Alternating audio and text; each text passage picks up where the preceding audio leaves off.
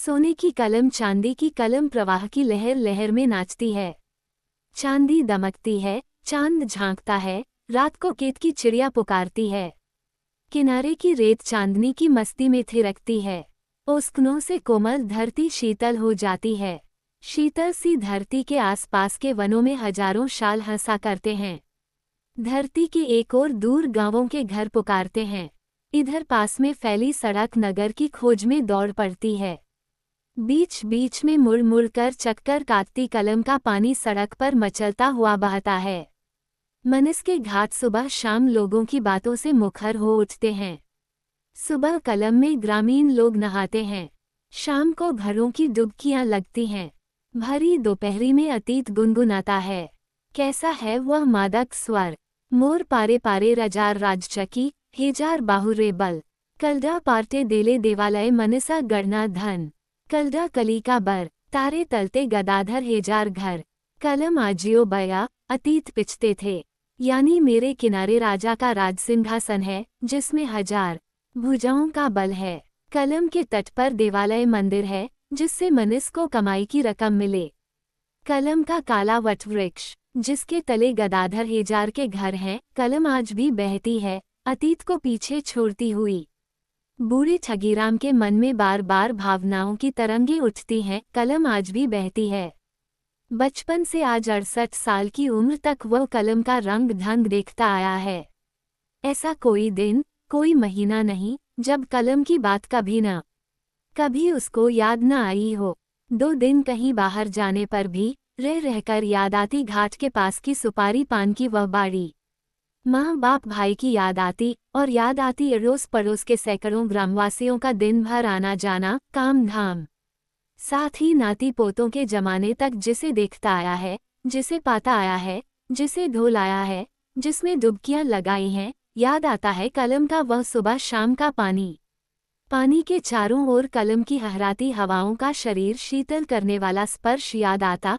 सुबह हल्ले गांव की लंबी टेढ़ी मेरी पगडंडी से चलते समय जंगल से झांककर दिखाई दे, फिर से हंसकर फिर जंगलों की ओट में हो जाती वह कलम।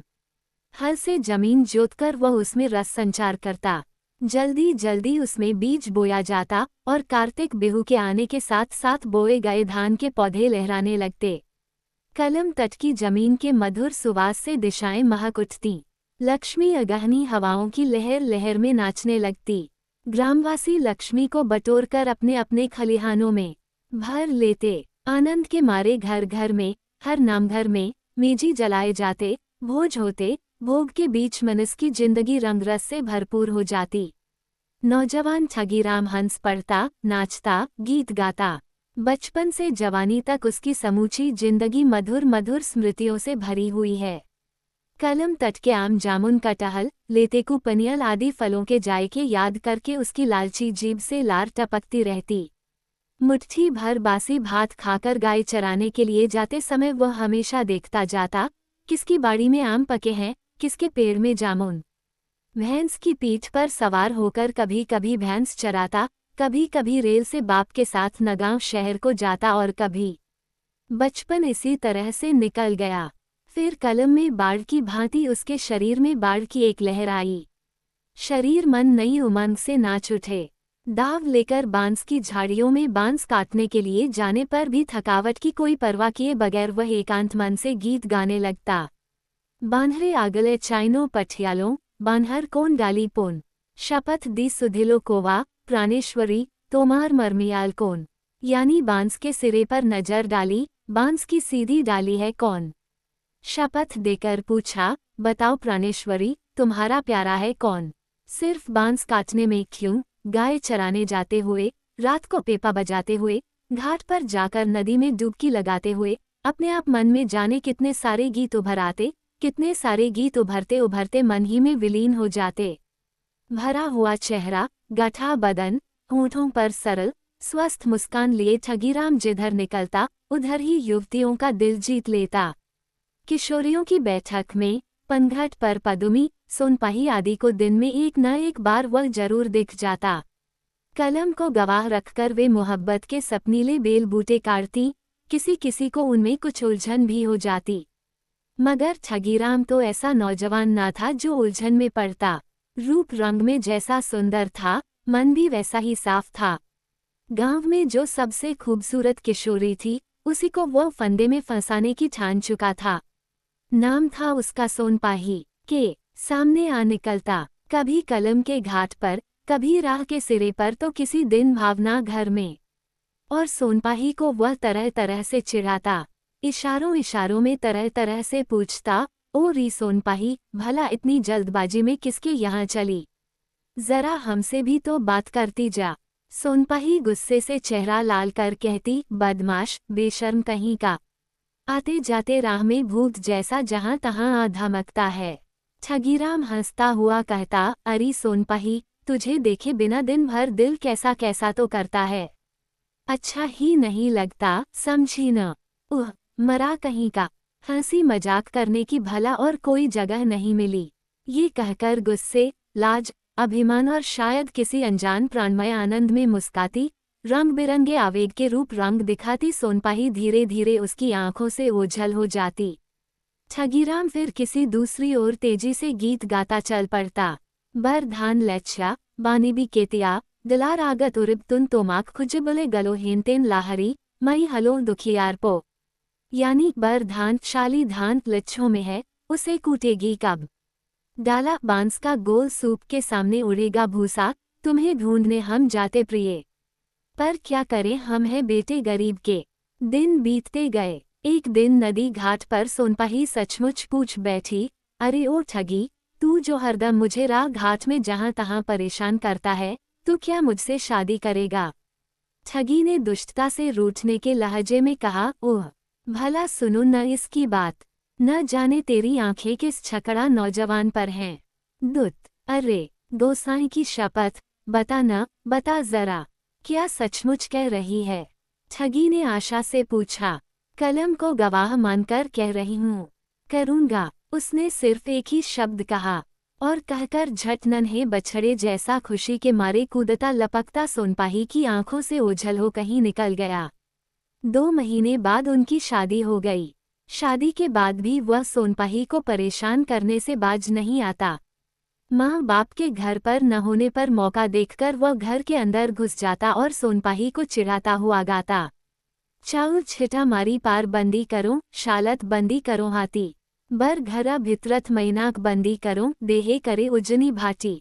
यानी चावल बिखेरकर कबूतर को बंदी बनावे हाथी, शाल में बंदी बनाए हाथी। बड़े घर के अंदर मैना प्राय को बंदी बनावे, देह में मची उथल पुथल। सोनपाही रंग और गुस्से से अधीर हो चेहरे के आकाश से तुरंत धूप बारिश शुरू कर देती। ठगीराम खुशी से झूमकर खुले दिल से तालियां बजा बजाकर हंसता रहता। उनके जमाने में यौवन का मौसम खुला होता था, प्यार में कोई मैल नहीं, हास और असंभोग की एक धारा सी बहती। एक दूसरे को छोड़कर रहने की बात वे सोच भी नहीं सकते थे। इसी तरह हंसी खुशी के बीच जिंदगी के 30 अगहन निकल गए। ठगीराम आधी जिंदगी पार कर आया। कलम तट पर खिले एजार फूल उसके प्यार में, उसकी हंसी में, उसकी नजरों में नाचते रहते। उसके कोप से अधीर अस्थिर हो झर झर पड़ते। कलम के जल में डुबकियां लगा लगाकर नित्य आनंद के सपने देखा करते। पर अचानक एक दिन कलम का रूप बदल गया। उसके परिवार में मौत की आंधी चल पड़ी। उसके बाप, माँ, बड़ा भाई सभी हैजे से चल बसे। सिर्फ एक ही परिवार में नहीं, गांव के सैकड़ों परिवारों में, समीप के भी गांवों में हैजा फैलने की बात उन सब ने सुनी। कलम का शीतल जल जहर सा बन गया। राह बाट निर्जन से हो गए। सबके घरों में रुदन का हाहाकार गूंजने लगा। ठगीराम ने घर घर जाकर जिसकी जितनी हो सकी मदद की।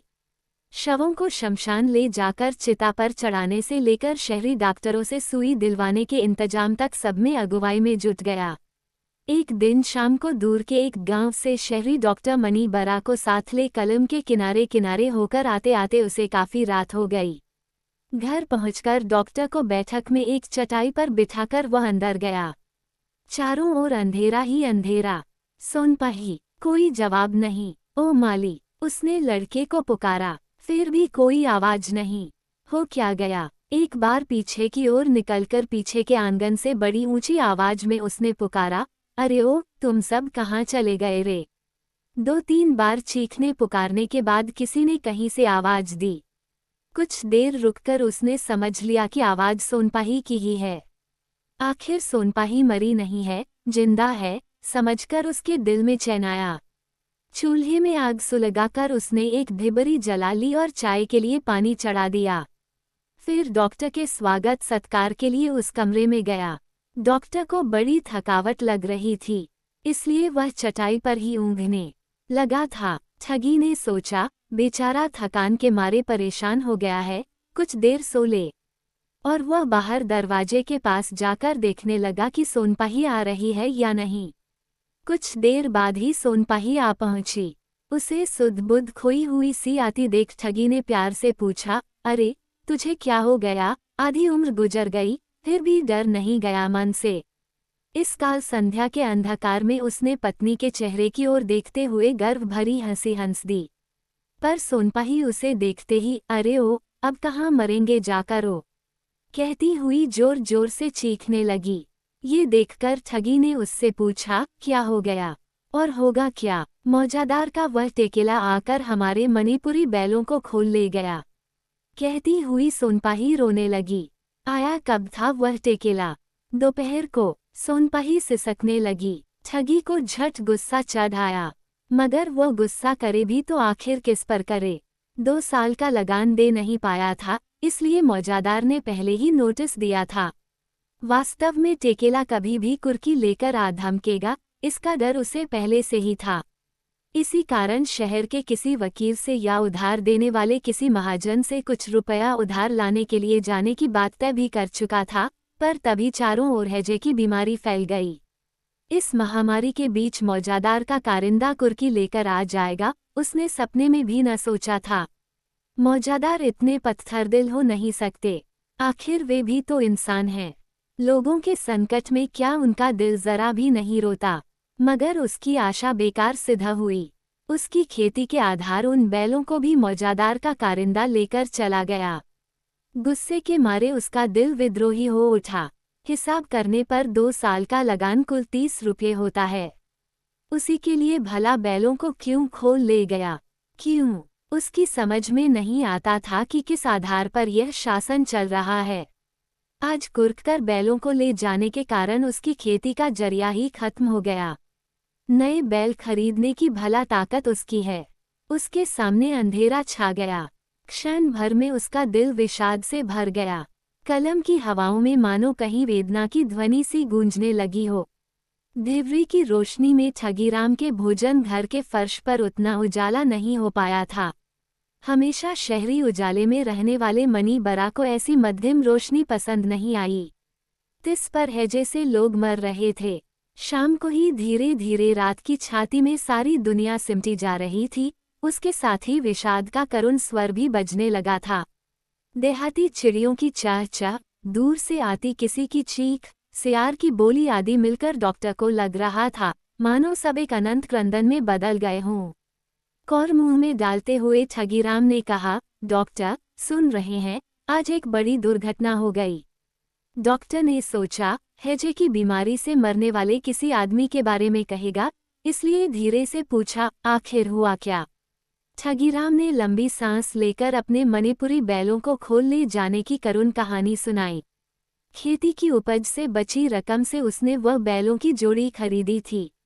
नए बैल, उम्र भी कम थी, इसीलिए गांव के ही एक आदमी से 60 रुपये कर्ज लेकर उसने बैल खरीदे थे। पर आखिर क्या हो, जमा पूंजी का एक भी पैसा न बचा। और तो और, दूसरे साल धान बेचकर उसे कर्ज चुकाना पड़ा। इसी कारण 2 साल लगान नहीं दे पाया। मौजादार ने कारिंदा भेजकर 1 महीने पहले कुर्की का नोटिस जारी किया। उसके बाद ही ये दुर्घटना हुई। साथ ही ठगीराम ने डॉक्टर से मौजादार की निर्ममता की बात बताई। डॉक्टर ने ठगीराम की ओर क्षण भर देखकर कुछ सोचा, फिर कहा, अब अगर कहीं से रुपया मिल जाए तो बैलों को छुड़ा पाओगे या नहीं? ठगी को अचरज हुआ, फिर भी कहा, हाँ छुड़ा पाऊंगा। अगर ऐसे ना हो तो नीलाम में भी ले सकूंगा, तब रुपया मैं दूंगा। कहकर खाना खा, डॉक्टर हाथ धोने गया। ठगीराम और ज्यादा विस्मित हुआ। गांव से शहर जाने के दिन डॉक्टर उसे साथ ले गया और वहां से लौटते समय ठगीराम के हाथ 100 रुपये का एक नोट भेज दिया। लौटते समय कलम तट पर घड़े में पानी भरती हुई सोनपाही से भेंट हुई। क्षण भर में उसके दिल में खुशी लौट आई, परंतु पहले की जिंदगी फिर वापस नहीं आई। खुशी खुशी साल भर खेती करने के बाद अचानक बाढ़ आ गई। कलम का विकराल रूप देख लोगों के होश उड़ गए।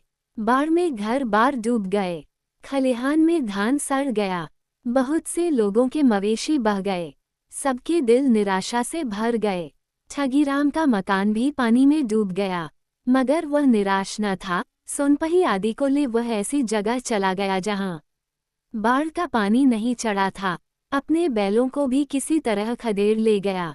थोड़ी सी सूखी जगह मिलते ही ठगीराम ने पास के गांव में जाकर लोगों से मदद मांगी और बांस फूस आदि जुटाकर एक छोटी सी झोपड़ी डाल ली। वहीं नए ढंग से उसका नया घर बस गया। उसका काम देखकर बाढ़ बाढ़ में पड़े लोगों में उत्साह जागा। वे लोग भी एक एक झोपड़ी डालकर वहीं बस गए। दिनों दिन लोगों की तादाद बढ़ते रहने के कारण खाने पीने की बड़ी समस्या खड़ी हो गई। कलम की बाढ़ का पानी तब तक भी उतरा न था। पास के गांव के लोगों ने जहां तक बन पड़ा चावल आदि देकर मदद की, मगर इस तरह ज्यादा दिन काम चलना कठिन हो गया। लगभग 15 दिन बाद बाढ़ के पानी की छाती पर एक नाव दिखाई पड़ी। देखते ही लोगों ने चिल्लाकर नाव वालों को पुकारा। धीरे धीरे नाव पास आ पहुंची। उस नाव से पहले उतरे डॉक्टर मनी बरा और शहर के कुछ नौजवान। डॉक्टर ने ठगीराम को देखते ही हंसकर कहा, मैं फिर आ गया। परेशान सा होकर ठगीराम ने डॉक्टर को प्रणाम कर कहा, क्या चावल वावल कुछ लाए हैं?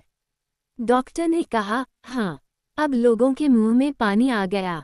डॉक्टर ने ठगीराम से पूछा, क्या यहाँ किसी को बीमारी हुई है? ठगीराम ने कहा, नहीं। डॉक्टर की चिंता कुछ कम हुई। कुछ नौजवानों को चावल बांटने में लगाकर कहाँ किस ओर से जाना है, इस बारे में सलाह देकर डॉक्टर ने अचानक कहा, चलो ठगी दादा, तुमसे कुछ बात करनी है। दोनों धीरे धीरे चलकर थोड़ी ऊंची जगह जाकर बैठ गए। कलम की बाढ़ में बहकर आए एक लट्टे को पकड़कर डॉक्टर ने कहा, कलम इस बार बहुत गुस्से में है। ठगीराम ने हामी भरी। कलम के तट पर वह लगभग 30 साल से रहता आया है। सिर्फ रहता ही नहीं, इसी के तट पर उसकी जिंदगी की सारी घटनाएं घटी हैं। कलम के उस पार वह कभी कभी शहर भी जाया करता है, मगर वह शहर की बातें नहीं समझता। शहर की चाल चलन अलग है। शहरी लोगों की बातों में मिलावट रहती है, उनकी कलम से जहर निकलता है। कलम के तट पर लौटे बगैर उसके दिल में चैन नहीं आता। उसकी भावनाओं की तल्लीनता को भंग करते हुए डॉक्टर ने कहा, तुम लोगों के इस सुंदर गांव में सिर्फ एक बार आकर ही मेरा मन रम गया था, पर इस बार आजकल करते करते ही 14 दिन निकल गए। देखता हूँ कलम ने तुम लोगों पर गजब ढा दिया है। मेरे आने में काफी देर हो गया, क्या करें? मगर देर क्यों हुई आखिर? ठगीराम ने सरल भाव से पूछा। सरकारी कर्मचारियों से लड़ झगड़ कर भी चावल और कपड़े जल्द जुटा नहीं पाया। आखिर करें क्या? यहाँ कोई मरा है? मरे तो नहीं है, मगर ये सरकारी कर्मचारी भला सामान देते क्यों नहीं? हमारे दुखों का क्या उन्हें पता नहीं? नहीं, वे विदेशी हैं, भला हमारे लोगों के बारे में क्या समझेंगे? सुनकर ठगी स्तब्ध सा रह गया। राजा ही अगर प्रजा का दुख न समझे तो समझेगा कौन? उसका संदेह खत्म नहीं हुआ। पूछा, आप लोगों को इतना चावल कहाँ मिला? घर घर से, दुकान दुकान से मांग कर लाए हैं। शहर के लोग हमारे बारे में क्या कहते हैं? डॉक्टर इस सरल से प्रश्न के जवाब में हंस पड़ा। फिर बोला, तुम्हें बहुत सी बातों का पता नहीं है। गाँव के लोग शहरों के बारे में नहीं जानते, शहरों के लोगों को गाँवों के बारे में पता नहीं। पर एक बात सच है, इंसान की तकलीफ देखने पर इंसान का दिल पसीजे बिना रह नहीं पाता। ठगीराम को इंसानियत का ये संवाद बड़ा ही अच्छा लगा। कम से कम देश के लोग उन्हें यूं ही मर जाने के लिए नहीं छोड़ेंगे। डॉक्टर इसी बीच पानी में बहता हुआ अधभीगे सन का एक मुट्ठा पकड़कर ऊपर ले आया और बोला, शायद किसी के घर की छत पर से निकलकर आया होगा। नहीं, ये सन का मुठा शायद किसी ने अपने घर की छत छाने के लिए रखा होगा। देखते ही पता चल जाता है। ये कहने के साथ साथ ठगीराम को याद आया कि एक घर बनाने में कितनी मुसीबत होती है। सन काटकर लाने से लेकर नए घर में गृह प्रवेश करने तक कितनी तकलीफें झेलनी पड़ती हैं, इसका अंत नहीं।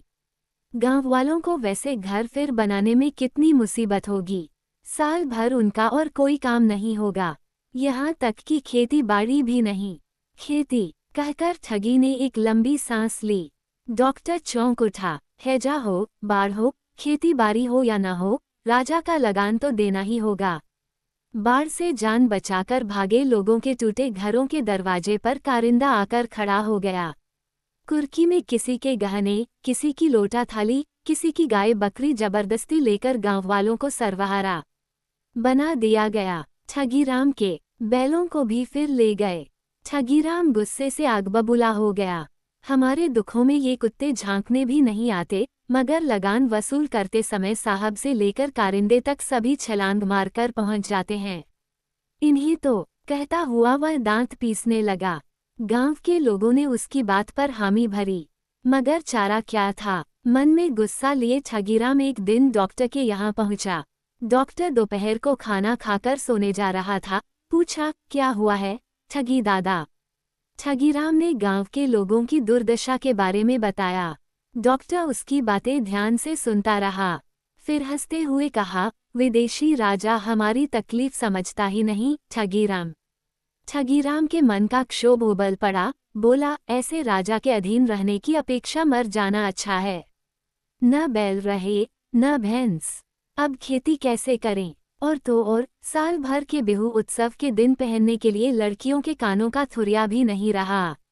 क्षण भर रुककर वह फिर कहने लगा, हम तो ऐसे ही मारे गए डॉक्टर बाबू, आप लोग कोई उपाय निकालिए न।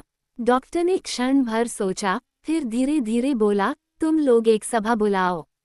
उस सभा में बुधराम वकील को भी बुलाओ और वहां अपने दुख तकलीफ के बारे में एक प्रस्ताव पास करके सरकार के यहाँ भेजो। ऐसा ही कुछ करके देखो, देखा जाए क्या होता है। असहयोग का जमाना था, कई और सभा समितियां हो रही थीं। अखबार आदि में तरह तरह के प्रस्ताव प्रकाशित हो रहे थे। इसी कारण डॉक्टर ने ठगीराम को ऐसी सलाह दी। ठगीराम को मनचाहा मिल गया। बोला, सभा में आपको भी आना पड़ेगा डॉक्टर बाबू, जानते ही हैं हम पिछड़े गरीब और अनपढ़ लोग हैं। आप नहीं आएंगे तो आपको सैकड़ों लोगों का शाप लगेगा। सभा की खबर मैं आपको दे जाऊंगा। डॉक्टर के कपाल पर चिंता की रेखाएं खींच उठीं। सभा हो गई, सरकार को प्रस्ताव भी भेजे गए, पर कोई फल नहीं हुआ। सिर्फ मौजादार ने ठगीराम को बुलाकर कहा, तेरा नाम सरकार के खाते में चढ़ गया है। जमाना बहुत बुरा है, तूने क्या सुना नहीं? झुंड के झुंड लोगों को पकड़ पकड़ कर जेल में डाला जा रहा है। जरा होशियारी से काम करना। ठगीराम ने विस्मय से पूछा, भला मुझे जेल क्यों ले जाएंगे? मीटिंग करने के कारण। स्वराज की मीटिंग करना मना है, मौजादार ने बताया। लेकिन बाबूजी, हमने तो सिर्फ लगान की मीटिंग की थी। बड़ी बड़ी आंखें दिखाकर मौजादार बोला, लगान की मीटिंग और स्वराज की मीटिंग एक ही बात है। उस दिन ठगीराम घर लौटते समय पहले जैसी सामान्य मानसिकता लिए वापस नहीं हो पाया। खेती न कर पाने के कारण गांव वालों के मन में राग द्वेष, क्रोध असंतोष का तूफान चल रहा था। सबकी जुबान से अंग्रेजी राज प्रशासन के विरुद्ध गाली गलौज, अभिशाप निकलने लगे थे। ऐसी स्थिति में ठगीराम के मन में क्या करे क्या न करे का द्वंद्व चलता रहा। जिधर नजर जाती उसी ओर लगता कि अंधेरा धरती को घेरे हुए है। कलम का उपद्रव भी घट गया था।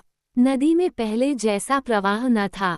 सूखे की बीमारी में पड़ा छोटा बछड़ा जैसे बड़ी कठिनाई से चल पाता है, कलम भी मानो उसी तरह धीरे धीरे बह रही थी। घर पहुंचते ही उसने देखा, डॉक्टर तल्लीनता से बैठा कोई अखबार पढ़ रहा है और सोनपाही बैठी बटा में तामोल काट रही है। उसने पूछा, आप कब आए? डॉक्टर ने ठगीराम के मुरझाए चेहरे की ओर देखकर हंसते हुए कहा, ठगी दादा, एक बहुत जरूरी काम के लिए आया हूँ। हाथ मुंह धोकर कुछ खा पी लो, फिर बैठकर बातें करेंगे। रात को काफी देर तक उनकी बैठक चली। स्वराज के बारे में बातचीत हुई। असम में चारों ओर गांवों में जो सभाएं हो रही थीं, जो जुलूस निकाले जा रहे थे, उनके बारे में डॉक्टर जैसे परीक्षा सुनाता गया। बीच में भारतवर्ष का एक छोटा सा मानचित्र निकालकर जगहों के नामों पर उंगलियां रखकर पहले नगांव शहर दिखाया। उसके बाद गुवाहाटी, कलकत्ता, पटना, इलाहाबाद, पंजाब, बम्बई और मद्रास के गांव-गांव में हो रही सभाओं और जुलूसों का वर्णन किया। वर्णन के अंत में जोरहाट, गुवाहाटी आदि स्थानों के आंदोलनों के बारे में एक संक्षिप्त आभास दिया। फिर हंसकर कहा, इस बार हमारी बारी है, हम कलम तट पर रहने वालों की। फिर नक्शे में खींची गई एक रेखा दिखलाकर डॉक्टर ने कहा, कलियाबर से नगांव, नगांव से गुवाहाटी। ठगीराम विस्मित हुआ। सोनपही भी बीच बीच में आकर बातचीत सुन रही थी। उनका बेटा माली भी पास बैठा बातचीत सुन रहा था। वे दोनों भी डॉक्टर की बातों से विस्मित थे। हमें क्या करना होगा डॉक्टर बाबू? जुलूस निकालना होगा। कलियाबर से युवक युवती, बूढ़े बूढ़ियां सबको नारे लगाते हुए पहले नगांव की ओर, फिर नगांव से गुवाहाटी तक जाना होगा। डॉक्टर ने कहा, गुवाहाटी में समूचे असम के लोग इकट्ठा होंगे। उससे क्या होगा? क्या होगा? गोरों के राज्य की नींव हिल उठेगी। किसानों का जोश देखकर उनका जी दहल उठेगा। स्वराज की बात खुल जाएगी। डॉक्टर ने जवाब दिया, क्या हमें लगान से माफी मिलेगी? डॉक्टर ने ठगीराम की बाहों पर थपकी देते हुए कहा, सब कुछ इन बाहों पर निर्भर करता है। पहले काम करें, उसके बाद फल मांगेंगे। कलियाबर के किसानों के जुलूसों के मारे कलम तट की सड़कें कांप उठीं। स्वराज हमारा जन्मसिद्ध अधिकार है, साम्राज्यवाद का नाश हो और महात्मा गांधी की जय आदि नारों के कंपन से कलम का वायुमंडल नाच उठा। कलम तट युगों के बाद रण नाद से मुखरित हो उठा। उस दिन किसी के घर चूल्हा नहीं जला। युवतियों के घड़े खाली पड़े रहे, चरवाहे मवेशियों को बांधकर दौड़ पड़े। सड़कों के किनारे किनारे जनता का हुजूम, नारों पर नारे। नई भावना से लोगों के मन प्राण आंदोलित हो उठे थे। घरों से लोग निकलकर गांवों में जुड़े, गांवों से शहरों में जुड़े और नगरों से जिला प्रांतों में मिलकर एक अपूर्व जन प्रवाह बन गया। कलम के प्राण मानो पंछी बनकर गुवाहाटी की ओर उड़ चले। कलम की भाषा हवा बनकर तिरने लगी। कलम की आशा जाग उठी। गांव-गांव में लोग जाग उठे। गांव-गांव में स्वराज के हजारों सैनिक निकल आए। गुवाहाटी में स्वराज के नेताओं का हुंकार गूंज उठा। धीरे धीरे कदम बढ़े, फिर कदम धीरे धीरे प्रचंड धारा में बदल गए। जनता का जीवन नए तेज से नाच उठा। कलम जाकर लोहित से मिली, लोहित के तट पर नए इंसान का जन्म हुआ। सोने का लोहित, चांदी का लोहित धारा की लहर लहर में नाच उठा। ठगीराम के अंतर में नूतन स्पंदन जागा। गुवाहाटी में समवेत अपार जनता की आशा का उसे अनुभव हुआ। सारी राह चलते चलते डॉक्टर स्वराज के बारे में उसे बताता गया। भारत की छाती पर निकले हजारों जुलूसों का लक्ष्य क्या है, वह कथा सुनाता गया। सारी जनता के जीवन स्रोत मानो आज एक हैं। आज कलम और लोहित में मानो कोई अंतर नहीं रह गया है। स्वराज के संगम में मानो दोनों मिल गए हैं। बात ठगीराम की समझ में आ गई। गांव-गांव में लोगों को दुख है। लगान देते देते सर्वहारा बन जाने वाले सिर्फ वे ही नहीं, कलम से दूर के, पास के, इधर उधर के चारों ओर के लोग आज जर्जर हैं। इसी कारण वे चाहते हैं स्वराज। इस बार ठगीराम को जन लोहित में नई जीवन धारा मिल गई। लोहित बहता रहा और 10 अगहन बीते, पर हर अगहन में लोगों का धान घटता ही गया। गाय भैंस खरीदने के लिए पैसा न रहा। लगभग हर आदमी गले तक उधार में फंस गया। मगर राज शासन के लगान में कमी नहीं हुई। ठगीराम का परिवार और बड़ा हुआ। माली की शादी हुई, बहू आई और ठगीराम की अपनी भी एक बच्ची हुई। माली की बहू के आने की कहानी ठगीराम की भांति सुंदर नहीं थी। और हो भी आखिर कैसे?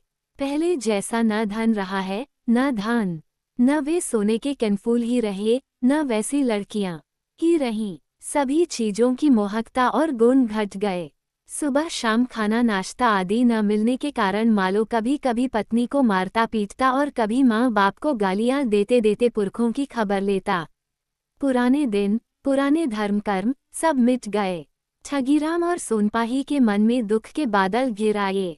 पहले जैसे कुर्की, जमीन की नीलामी, काबुली और महाजनों के उत्पीड़न चलते ही रहे। ठगीराम अब भी डॉक्टर के पास जाया करता। बुधराम वकील अब पहले जैसा नहीं रहा। गांव की सभा में बुलाने पर भी नहीं आता। सिर्फ डॉक्टर ही उससे सदा हंसकर बातें करता, दवा दारू देता, सभा समिति बुलाने का सुझाव देता और स्वराज के बारे में नई नई बातों की चर्चा करता। यौवन बीता, उसका अफसोस नहीं, मगर जिंदगी में सुख नहीं, बाल बच्चों के लिए धन दौलत न रहा। सोनपाही की केरुमनी भी कुर्की में दे देनी पड़ी, फिर भी उसके मन की आशा मिटी नहीं थी। फिर कभी अच्छे दिन लौटेंगे, जमीन पर पहले जैसी खेती बाड़ी होगी, बैलों की कीमत घटेगी, लगान माफी मिलेगी, कलम तट की जमीन फिर अनाज से भरी पूरी हो जाएगी। आशा तो बड़ी सुंदर है, पर वो कब फलेगी? राज शासन का दिल कब बदलेगा? फिर कब खेती करने के लिए उन्हें स्वराज मिलेगा? कब? एक दिन अगहन में धान की दमवरी खत्म होते ही अचानक नगर से डॉक्टर आ पहुंचा। लोगों ने उसे बिठाकर लगान के बारे में पूछा। गांव वालों ने साफ बता दिया, अब तो रुका नहीं जाता। लगान माफी का आवेदन दिए आज 10 साल हो गए, कहाँ? राज शासन की नींद तो खुली ही नहीं। नहीं नहीं, इस तरह से नहीं चलेगा। सिर्फ आशा के भरोसे रहने से कुछ नहीं होगा। लगान बंदी आंदोलन चलाना होगा। डॉक्टर की बात पर लोगों ने हामी भरी। उस दिन शाम को अपनी जेब से भारतवर्ष का नक्शा निकालकर डॉक्टर ने नगांव, गुवाहाटी, कलकत्ता, बम्बई, पंजाब आदि स्थानों को उंगली से दिखा दिखाकर बताया कि किसान आंदोलन कहाँ कहाँ हो रहा है। ठगीराम को पुराने जुलूस की याद आई। उस याद से उसका दिल फिर नई आशा से भर उठा। सही है, लगान देना बंद करना होगा।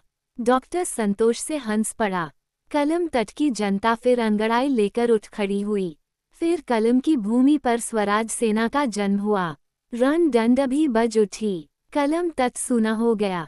सिर्फ सोनपाही और उसके जैसी गृहिणियां ही घर में रह गईं। खलिहानों में धान खत्म से हो गए थे, धन भी राज शासन ने हर लिया था। और इस बार कलम तटवासी किसानों को ले गया। ठगीराम, माली जैसे कितने ही बाप बेटे साथ ही कैद हुए और सरकारी जेलखाने में लूंज दिए गए। राज शासन के कारिंदों ने पुलिस मिलिट्री मंगवाकर जबरदस्ती लगान वसूल किया। ठगीराम के घर की बहू के उपहार में मिले गहने बर्तन भी कारिंदों को सौंप देने पड़े।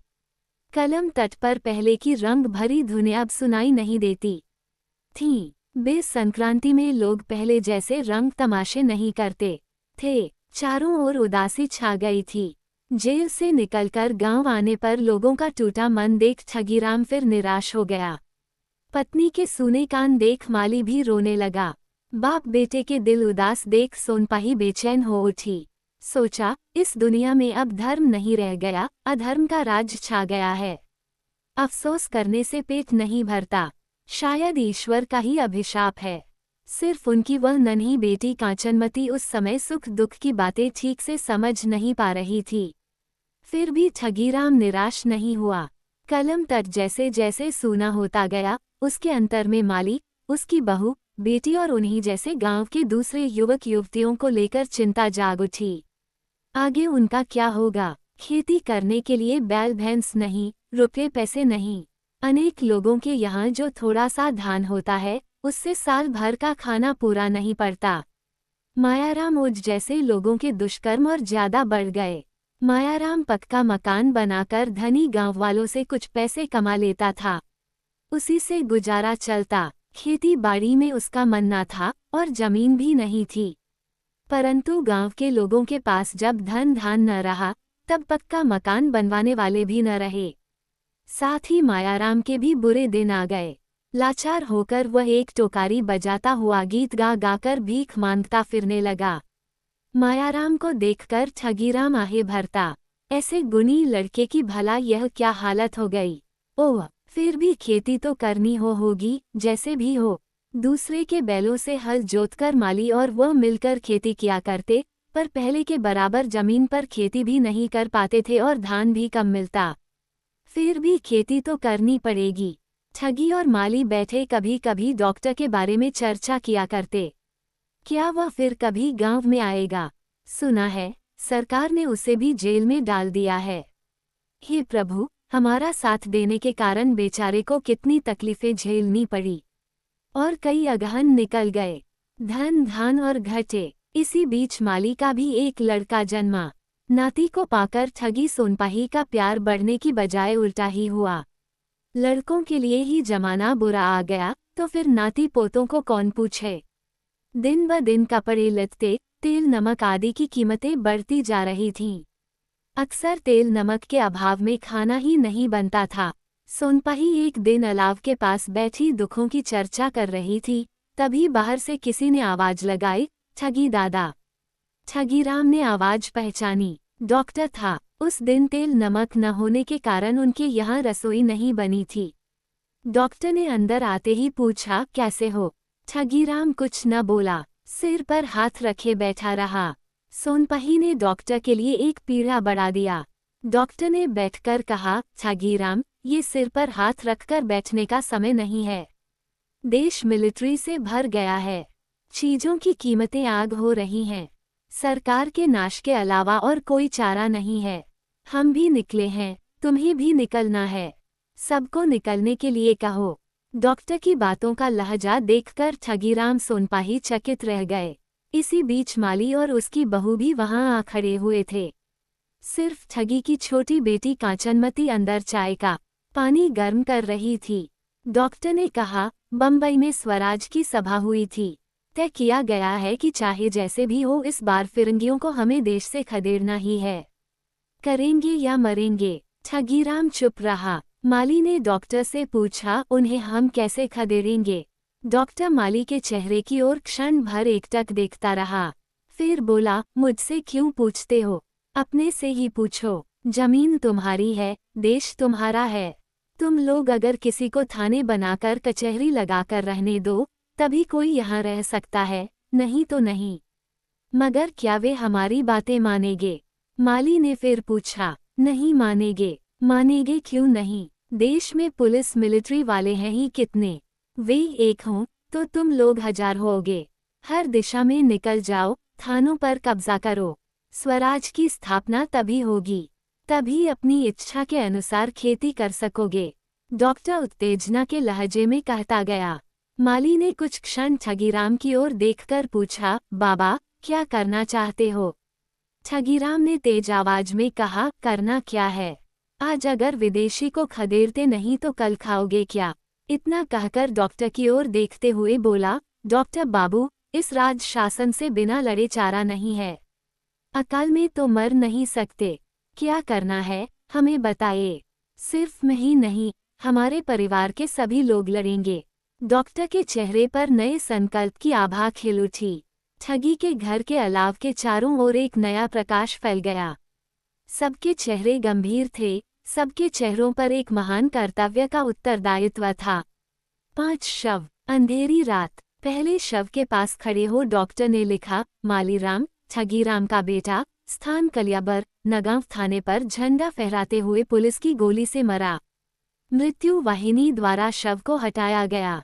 उम्र 26 साल, 5000 लोगों के जुलूस का नेतृत्व कर रहा था। इसके बाद मृत्यु वाहिनी के 2 नौजवान शव को उठा ले गए। दूसरे शव के पास खड़े हो डॉक्टर ने क्षण भर उसके चेहरे को अच्छी तरह से देखा, फिर धीरे धीरे कहा, मालीराम की पत्नी, उम्र 20 साल। फिरंगी मिलिट्री वाले जब बलात्कार कर रहे थे तब इसने एक सिपाही को छुरा घोंपकर मार डाला। उससे क्रोधित हो कैप्टेन ब्रिस्टल ने गोलियां चलाईं। इसके बाद शव को मृत्यु वाहिनी वाले ले गए। तीसरे शव के पास खड़े हो डॉक्टर ने देखा, एक छोटा सा बच्चा है। उम्र 14 साल के लगभग होगी। बहुत नजदीक से टार्च की रोशनी में चेहरा देखकर डॉक्टर के रोंगटे खड़े हो गए। अरे, ये तो सूर्य है, धीमे स्वर में डॉक्टर ने कहा। अचानक अंधेरे में से आवाज आई, क्या है डॉक्टर बाबू? डॉक्टर बोला, ये तो मेरा ही लड़का है।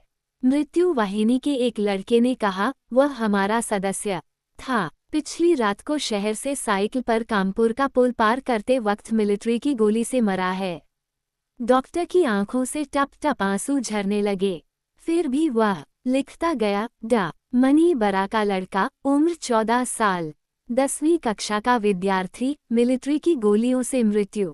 चौथे और 5वें शव के नाम डॉक्टर ने किसी तरह से लिखे, वे कलियाबर के किसान थे। तब भी सुबह होने में काफी देर थी। मृत्यु वाहिनी के लड़कों ने पूछा, शवों को जलाएं या दफना दें? जलाने पर मिलिट्री की नज़र पड़ सकती है और तब बात भयंकर हो जाएगी। नहीं, दफनाना ही अच्छा रहेगा।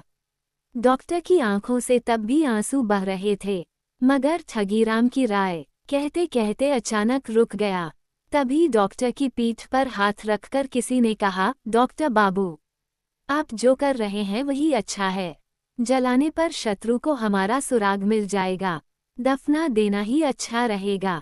आवाज ठगीराम की थी। ठगीराम की स्थिर आवाज से दुखी डॉक्टर के प्राणों को कुछ सांत्वना मिली। रात के आखिरी पहर में कलम तट पर सारे शवों को जमीन में गाड़ दिया गया। शहीदों की मरण भूमि पर धीरे धीरे नए दिन की रक्तरंजित प्रकाश रेखा फैल गई। ठगीराम और डॉक्टर दोनों ने शहीदों को शयन भूमि पर घुटने टेककर अंजुरी अंजुरी फूल चढ़ाए। इसके बाद 5 धूप बत्तियां जलाई गईं। ठगीराम ने आंसू बहाते हुए कहा, हमारे आबाल वृद्ध वनिता सबने हमारे लिए खून बहाया है। हमारे शरीर का रक्त खौल रहा है। अब हमारे मरने की बारी है। आइए, हम सभी आज यहाँ आकर संकल्प ले करेंगे या मरेंगे। लाल सूरज के पहले प्रकाश ने आकर शहीद स्थल के फूलों को प्रकाशित कर दिया। मृतकों को मृत्यु वाहिनी ने सलामी दी, फिर वे वहां से हट गए। 5 अगहन और निकल गए। ठगीराम के परिवार में कांचनमती, सोनपाही और नतिन बच गए। शेष दोनों शहीद हो गए। अचानक एक दिन आधी रात को गांव के नामघर में घंटा बज उठा। ठगीराम जाग पड़ा, पूछा, नगर के उस आदमी ने यह बात नहीं बताई थी कि आज स्वराज आने वाला है। वह स्वराज का समारोह हो रहा है। ठगीराम उठ पड़ा। बूढ़े की उम्र 68 साल से भी ज्यादा हो गई थी। तिस पर स्वराज की लड़ाई में चोट खाकर उसकी कमर में दर्द हो गया था। फिर भी स्वराज के नाम पर वह उठ बैठा। कांचनमती और नन्ही नातिन को जगाया। बाहर अलाव जलाकर वह पत्नी, बेटी और नातिन को स्वराज की कहानी सुनाने लगा। कलियाबर के उस विशाल जन समावेश के दिन से शुरू कर लगान बंदी आंदोलन और मालीराम आदि के संग्राम की कहानी सुनाते सुनाते ठगीराम की आंखों से टप टप आंसू गिरने लगे। कांचनमती ने ठगीराम से पूछा, तब तो बाबा अब से हमें सुख मिलेगा? ठगीराम बोला, हाँ मिलेगा बेटी, अब से लगान माफी मिलेगी, बैल भैंस की कीमतें घटेंगी, कपड़े लत्ते, नमक तेल आदि की कीमतें कम होंगी और हम खुशी से खेती बाड़ी कर सकेंगे। फिर बूढ़े ने कहा, अब तो मुझे अकेले खेती के काम में लगना होगा। फिर भी जरूर करूँगा, अगर धान मिले तो खेती कौन नहीं करेगा। मालीराम की याद आते ही सोनपाही की आंखों से आंसू बहने लगे। और 3 अगहन बीते, कहाँ लगान भी तो नहीं घटा, गाय बैल की कीमतें भी नहीं घटीं। ठगीराम आदि का मन भी बुझ सा गया। इतनी लड़ाई के बाद भी कुछ नहीं हुआ। हाय हाय, हमारे बेटे बेटियों बहुओं ने यूं ही जाने दी। घर घर में दुख कष्ट बढ़ते ही गए। ज्यादातर घरों में गाय बैल नहीं है, धान के खलिहान खाली हैं। तिस पर खाने वालों की तादाद बढ़ गई। ठगीराम को अब खुद ही खोज ढूंढ कर खाना पड़ता है, मगर मांगने पर देने वाला कौन है? ज्यादातर लोगों की वही हालत है। मायाराम ओझ ने एक दिन उसके आंगन में बैठे बैठे कहा, भैया करें भी आखिर तो क्या करें? हमारे गांव के 60-62 नौजवान खेती बाड़ी न कर पाने के कारण बेकार बैठे हैं। जमीन भी नहीं, बैल भैंसे भी नहीं, क्या करें? मेरे ही 3 लड़के हैं, जानते हो, 7 पुरखों ने भी जो काम कभी नहीं किया था वैसे कामों में जुटे हैं। कहते कहते धीमे से ठगीराम के कानों में कहा, चोरी करने में लगे हैं, समझे? तुमसे क्या छिपाना? ठगीराम ने तुरंत मायाराम के बेटों को बुलवाया। समझाते हुए कहा, बेटो ये गंदी आदत छोड़ दो, हम किसान के बेटे हैं, खेती बाड़ी में जुट जाओ। उन लड़कों ने ठगीराम को प्रणाम कर कहा, काका ये बात क्या हम नहीं समझते, पर करें क्या? जमीन भी नहीं, गाय बैल भी नहीं, लाचार होकर नगर के धनी महाजनों के यहाँ चोरी चोरी करने लगे हैं। ठगीराम ने कहा, बेटो चोरी चोरी करना उचित नहीं है। वे भी तो आखिर हमारे ही देश के आदमी हैं। लड़कों ने इस बार सीधे जवाब दिया, इन्हें लुटकर खाए बगैर कोई चारा नहीं है। चाहे जो भी हो। ठगीराम का अंतर विषाद से भर गया। क्या करना है, क्या नहीं करना है, इन्हीं बातों को सोचते विचारते बूढ़ा हर रोज गांव वालों से घर घर जाकर चर्चा करता। सब लोग कहते, स्वराज की लड़ाई लड़कर भला हमें क्या फायदा हुआ। न लगान घटा और न चीजों की कीमतें ही कम हुई। कोई कहते, हमें जमीन दे, चोरी बटमारी अपने आप खत्म हो जाएगी। ठगीराम निराश मन से घर लौटता। वो फिर इन बातों पर सोचने विचारने लगा। अचानक एक दिन डॉक्टर आया। ठगीराम को मानो मनचाहा मिल गया। उसे बिठाकर धीरे धीरे सारी बातें बताने के बाद आखिर में पूछा, बताइए तो डॉक्टर बाबू, क्या यही स्वराज है? क्या इसी के लिए हमारे बच्चों ने अपने जीवन का बलिदान किया था? एक पल बाद डॉक्टर ने अचानक कहा, नहीं, ये स्वराज नहीं है दादा। स्वराज होने में अभी कुछ दिन और लगेंगे। ठगीराम का चेहरा पीला पड़ गया। बोला, स्वराज कब होगा डॉक्टर बाबू? गांव गांव में अकाल पड़ा है। सारे नौजवान लाचार होकर चोर बन रहे हैं। क्या करें हम? उन्हें भी कुछ कह नहीं पाता। न अपना ही कुछ भला कर सका, न दूसरों का। डॉक्टर ने जवाब दिया, फिर भी हमारे लड़कों ने जो कुछ किया है, उस काम को हमें पूरा करना है। दूसरे जो कुछ भी कहें, हम स्वराज के लिए आजीवन लड़ते रहेंगे। डॉक्टर के चेहरे की ओर देखकर ठगीराम को जरा सा प्रकाश दिखाई पड़ा। अचानक डॉक्टर कह उठा, हमें फिर स्वराज के लिए सभा जुटानी होगी। ठगीराम ने पूछा, कहाँ बुलानी है सभा? डॉक्टर ने जवाब दिया, यहीं कलम के तट पर, उस शहीद भूमि के पास। हमें सभा बुलानी ही होगी, नहीं तो। डॉक्टर का चेहरा अचानक कठोर हो गया। 30 साल से हमारे देश पर अमीरों का शासन चल रहा है। गरीब दुखिया की कहीं कोई सुनवाई नहीं। फिर कुछ क्षण रुककर कहा, तुम डरो मत दादा, इस बार हम जरूर जीतेंगे। एक दुश्मन तो गया, ये दुश्मन भी जाएंगे जरूर। ठगीराम के हृदय में फिर आशा का सपना जाग उठा। नवीन स्वराज की सभा में समूचे असम के अनेक लोग आकर कलम तट पर जुटे। सभा हुई, नया संकल्प लिया गया, स्वराज के नए आंदोलन का शुभारंभ हुआ।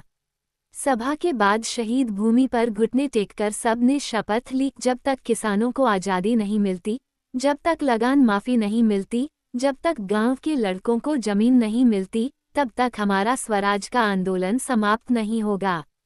जब तक 2 वक्त आराम से खाने पीने की व्यवस्था नहीं हो जाती, तब तक हमारा संग्राम जारी रहेगा। तब तक अपने माँ बाप, भाई बहन आदि के द्वारा आरंभ किए गए अधूरे कामों को पूरा करने का प्रयास हम करते रहेंगे। ठगीराम को नई राह मिली। ढलती उम्र में भी उसके शरीर में स्वराज का रक्त बिना बहे न रहा। उसने सोचा, उसके मर जाने पर बेटी नाती आदि का क्या होगा? गांव की हालत अगर ऐसे ही दिन पर दिन बिगड़ती रही तो फिर वे जिंदा कैसे रह पाएंगे? जीते या हारें, हम मरते दम तक लड़ेंगे। स्वराज के लिए लड़ेंगे। अपने गांव की उन्नति करने वाला भला हमारे सिवा और कौन है? ठगीराम डॉक्टर से विदा लेकर सभा के समाप्त होने पर उस चांदनी रात को हाथों में लाठी लिए कलम के घाट पर उतर गया। अचानक उसे सुनाई पड़ा, कल्ब्स न चले नाव मोर भाई, राइज न चले पाऊं, संधिया अंधारत बनती न जले बुकु शुदा शुदा पाऊं। यानी अरे भैया, कलम में नाव नहीं चलती, जनता के कदम नहीं चलते, शाम के अंधेरे में दीपक नहीं जलता, दिल सूना सूना सा लगता है। ठगीराम ने अधीर होकर पुकारा, मायाराम भाई, जरा इधर सुनते जाना। मायाराम पास की एक झोपड़ी से निकलकर धीरे धीरे पास आया। भाई, अब से यह गीत न गाना। क्यों? मायाराम ने पूछा। जनता के कदमों को भी चलाना होगा, कलम में नाव भी चलानी होगी। मैं जो कहता हूँ, सुनो, नहीं तो हमारे गांव की उन्नति होने वाली नहीं है। ठगीराम ने कलम के पानी में अपनी लाठी जोर से पटकी। मायाराम ने कोई जवाब नहीं दिया। ठगीराम ने फिर कहा, भाई, आज 30 साल बाद ये बात समझ में आ गई है कि अपने स्वराज को हमें खुद ही ले आना पड़ेगा। मायाराम ने पूछा, कैसे? कुछ जवाब न देकर उसे शहीदों की मजारों तक ले जाकर ठगीराम बोला, हमारे बेटे बेटियां यहीं हैं। इनके गीत क्यों नहीं गाते भाई? मायाराम का शरीर रोमांचित हो उठा। भैया, यही माली आदि को दफनाया गया था न? हाँ भाई, उनकी शपथ दे रहा हूँ। अब वेदना के गीत न गाओ, नहीं तो उनकी आत्माओं को चैन नहीं मिलेगा। ठगीराम बोला। मायाराम ने मजार पर से मुट्ठी भर धूल उठाकर सिर पर चढ़ाए। ठगीराम की आंखों में आंसू उमड़ आए। ठगीराम कलम के तट पर से होकर चांदनी में धीरे धीरे कदम बढ़ाता गया। साथ ही उसे अपने विगत पूरे जीवन की कहानी याद आ गई। कलम की रेत पर, कलम के तट पर उसके जीवन के 68 साल गुजरे हैं। गांव के लोगों के सुख दुख की गवाह रही है ये कलम। कितने युगों से यह कलम बहती आई है, कितने युगों तक बहती रहेगी। गांव की छाती पर हजारों ठगीराम आएंगे, हजारों ठगीराम जाएंगे, पर कलम तट की जमीन पर नए किसान जरूर जागेंगे। बाप के बाद बेटे आएंगे, बेटों के बाद नाती अपने हाथों में हल पकड़ेंगे। उसकी जिंदगी के पिछले 30 सालों में लक्ष्मी नहीं आई है, मगर बेटों नातियों की जिंदगी में और कितने ही 30 अगहन आ रहे हैं। उनके अगहनों में लक्ष्मी का आगमन हो, इसके लिए हमें प्रयास करना होगा। जब तक शरीर में होश बाकी है, जब तक शरीर में प्राण है। जीवन तो एक नहीं, 100 कलम जैसी निरंतर बहने वाली जल धाराओं का प्रवाह है ये कलम तट का जीवन। तब बूढ़े के अंतर में एक नवीन भावी आनंद का सपना जगमगा उठा। सोने की कलम, चांदी की कलम, धारा की लहर लहर में नाचती है। कलम आज भी बहती जाती है अतीत को पीछे छोड़कर। कलम ब्रह्मपुत्र की एक धारा का नाम, कार्तिक बिहु असम के 3 बिहू पर्वों में एक, जिसमें तुलसी के बिरवे के नीचे दीपक आदि जलाए जाते हैं और प्रार्थना की जाती है। मेजी माघा बिहू के समय जलाई जाने वाली फूस की झोंपड़ी, पेपा एक तरह की शहनाई, भावना घर व स्थान जहाँ शंकरदेव माधवदेव तथा उनके शिष्यों आदि द्वारा रचित नाटकों का मंचन होता है। मौजादार किसी मौजावा अंचल का भू राजस्व गाहने वाला अधिकारी, थुरिया एक तरह का कनफूल, टोकारी एक तरह का छोटा एक तारा।